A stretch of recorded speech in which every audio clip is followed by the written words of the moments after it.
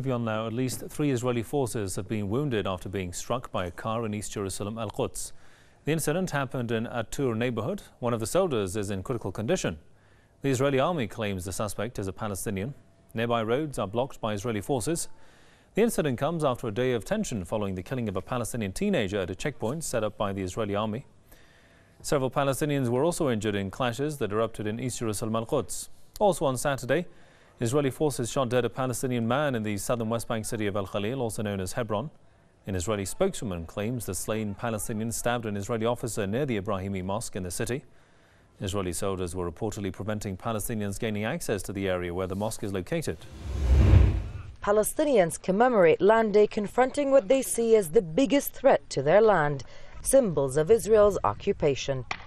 Across the West Bank, Land Day was marked with dozens of activities, some far away from politics, like play days for children and family picnics.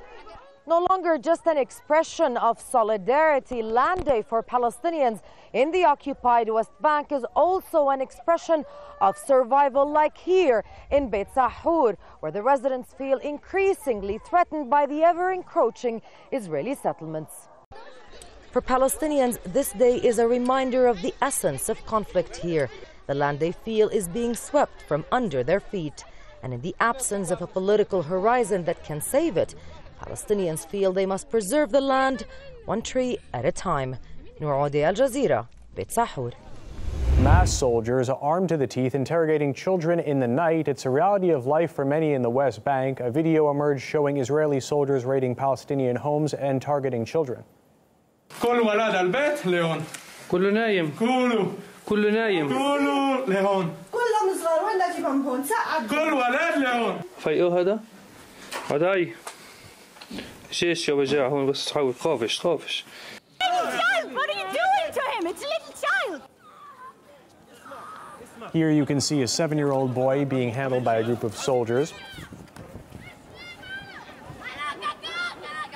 Here, the military is subduing a young man in Hebron in October. He's reportedly mentally ill. And this video shows soldiers using dogs to intimidate a Palestinian boy. The military pledged a full inquiry into the incident, while the number of detained Palestinian children has been rising.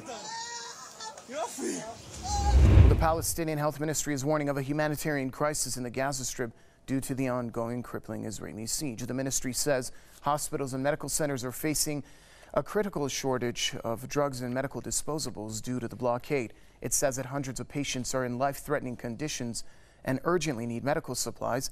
The health ministry is now calling on international bodies, including the Red Cross and the World Health Organization, to exert pressure on Tel Aviv to lift the blockade and open the crossings.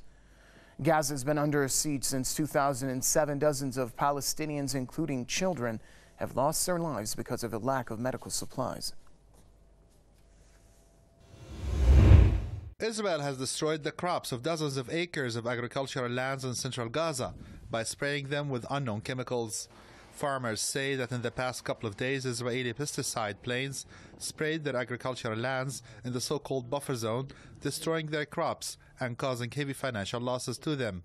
The buffer zone, located along the eastern perimeter of the Gaza Strip, is the enclave's most fertile land and is considered as Gaza's food basket. Farmers have already sustained heavy losses during Israel's 50-day war last summer. During the war, their homes were bombed and their farms were destroyed.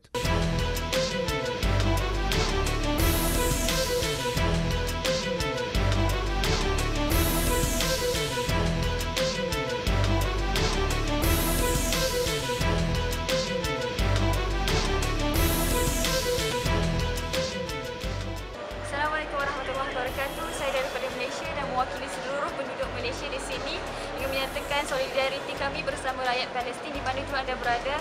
Mudah-mudahan anda sentiasa bersama rahmat Allah dan pertolongan.